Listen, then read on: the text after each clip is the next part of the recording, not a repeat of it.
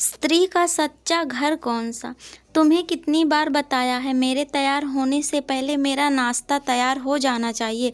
शादी के 25 सालों बाद भी मुझे क्यों बार बार एक ही बात बतानी पड़ती है? लता, तुम्हें क्या है? तुम तो आराम से घर पर रहोगी, मुझे काम पर जाना पड़ता हो कि हमेशा बेवकूफ़ों जैसी हरकत करती हो।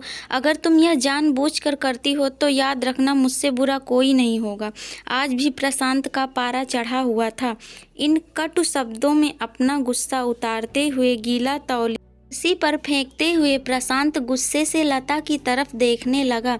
लता के लिए प्रशांत का यह बेवजह का गुस्सा होना कोई नई बात नहीं थी। वह महीने में 3-4 बार ऐसा ही लता पर बरस पड़ता था। पहले लता उसका विरोध किया करती थी, लेकिन जब कई सालों तक प्रशांत में कोई बदलाव नहीं दिखा तो लता ने खुद को ही बदल दिया। अब प्रशांत के कुछ भी कहने से लता को कोई फर्क नहीं पड़ता था। प्रशांत की हर बात वो चुपचाप से नीचे सिर झुकाए सुन लेती थी। शादी के पहले 5 साल तक लता ने पूरी कोशिश की थी कि प्रशांत को बदला जाए, लेकिन फालतू का गुस्सा करना और बाद में लता को भला बुरा कहना, यह मानो जैसे उसकी आदत बन गई थी। कोई भी बात विवाद होता तो प्रशांत सीधा लता को बोल देता, अगर मैं तुम्हें अच्छा नहीं लगता तो क्यों नहीं चली जाती अपने मायके, क्यों रहती हो मेरे साथ? इतना सब कुछ होने के बावजूद लता प्रशांत के साथ रहती थी क्योंकि उसे अपनी बेटी की फिक्र थी। और वह जाती भी तो कहाँ, अपने बूढ़े हो चुके माँ बाप को इस उम्र में परेशान करना वह नहीं चाहती थी। समाज और लोग क्या कहेंगे, यह भी तो उसे देखना था। वह इतनी पढ़ी लिखी भी तो नहीं थी कि खुद जाकर कोई नौकरी कर सके और अपना और अपनी बेटी का पालन पोषण कर सके। लता को अब अपनी फिक्र नहीं थी, उसको फिक्र थी तो बस अपनी शादी लायक हो रही बेटी की। लता नहीं चाहती थी कि पति पत्नी के झगड़े की वजह से काव्या डिस्टर्ब हो। काव्या की पढ़ाई पूरी हो चुकी थी, उसके लिए अब शादी के रिश्ते आने लगे थे। कई रिश्तों को काव्या ठुकरा चुकी थी।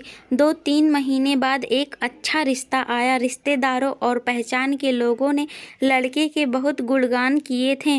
प्रशांत एक शाम अपनी बेटी के पास बैठकर उसे बताने लगा, काव्या बहुत अच्छा लड़का है, पढ़ा लिखा है, बड़ा घर है, बहुत अच्छी नौकरी है। ऐसे रिश्ते बार बार नहीं आते बेटा, इस बार मना मत करना। काव्या अपने पिता से ज़्यादा बात नहीं करती थी, शायद डरती थी या शायद नफरत करती थी, लेकिन आज वो अपनी पूरी हिम्मत इकट्ठा कर बोली, मुझे अभी शादी नहीं करना है पापा, मैं नौकरी करना चाहती हूँ, खुद अपने पैरों पर खड़ी होना चाहती हूँ। हाँ तो उसमें क्या बड़ी बात है, मैंने लड़के से बात की है, वह तुम्हें किसी बात के लिए नहीं रोकेगा। तुम शादी के बाद भी नौकरी कर सकती हो, वह तुम्हें नौकरी के लिए परमिशन दे देगा। प्रशांत बोला, पापा क्या मैं उतनी ही खुश रहूंगी जितनी मम्मी इस घर में खुश हैं? काव्या ने तंज कसते हुए कहा, आज तुम्हारी जबान कुछ ज़्यादा नहीं चल रही? प्रशांत गुस्से से आंखें बड़ी करते हुए बोला, पापा मुझे शादी ही नहीं करनी है, क्योंकि शादी के बाद अगर वह लड़का आपके जैसा निकला तो मैं क्या करूँगी?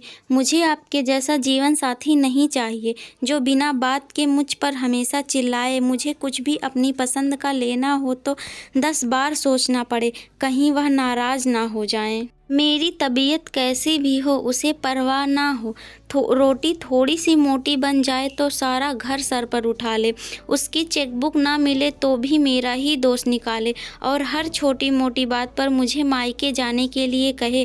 काव्या ने अपना दिल खाली करते हुए पापा से सब कह दिया। प्रशांत का गुस्सा 7वें आसमान पर था, लेकिन उसके मुंह से एक भी शब्द नहीं फूट रहा था। वो काव्या की बातें सुन रहा था। काव्या उतना ही बोलकर चुप नहीं हुई। आज पहली बार वह अपने पापा के सामने इतना कुछ बोल रही थी। पापा अपने माँ के साथ हमेशा गलत व्यवहार किया, आप अपने ऑफिस का गुस्सा बिना सोचे समझे माँ पर उतार देते हैं, कभी इस बात की परवाह भी नहीं करते कि उन्हें कैसा लगता होगा। आपकी बातें सुन सुनकर माँ ने अपना स्वाभिमान खो दिया। आज पहली बार अपने किए बर्तावों को महसूस कर पा रहा था। वो इतना ही बोल पाया, जो तुम्हारा मन है वो करो, मैं तो इतना बुरा हूँ ना? काव्या ने प्रशांत का हाथ पकड़ा और बोली, पापा मुझे सिर्फ एक सवाल का जवाब दे दो, क्या आप चाहेंगे कि मेरा पति आपके जैसा हो? अगर आपका जवाब हाँ है तो ये मेरा रिश्ता आज भी, और ना है तो मुझे आत्मनिर्भर बनने दीजिए।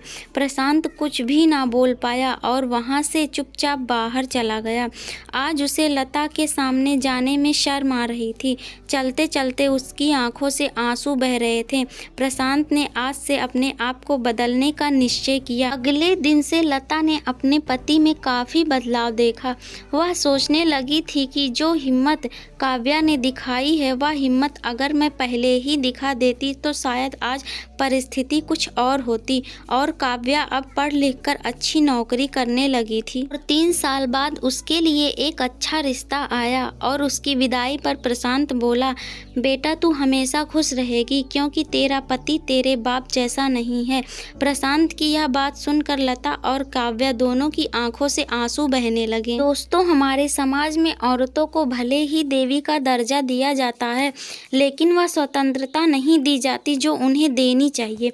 उन्हें बचपन से ही बताया जाता है कि वह पराया धन है। स्कूल से आने में देर हो जाए तो पिटाई मिलती है, और मोबाइल पर बातें करते हुए दिख जाए या खिड़की से झांकते हुए दिख जाए तो शक किया जाता है। माँ बाप का घर तुम्हारा घर नहीं है, पति का घर ही तुम्हारा घर है। जीवन भर यह बातें बता बताकर उन्हें ससुराल भेज दिया जाता है। एक दिन किसी छोटे मोटे झगड़े में ससुराल वालों से उन्हें सुनना पड़ता है कि इस घर को छोड़ दो और मायके चली जाओ। अब आप ही बताओ दोस्तों, ऐसी स्त्रियों का सच्चा घर कौन सा है? आखिरकार वह किस घर को अपना कहें? Thank you. Please like, share and subscribe.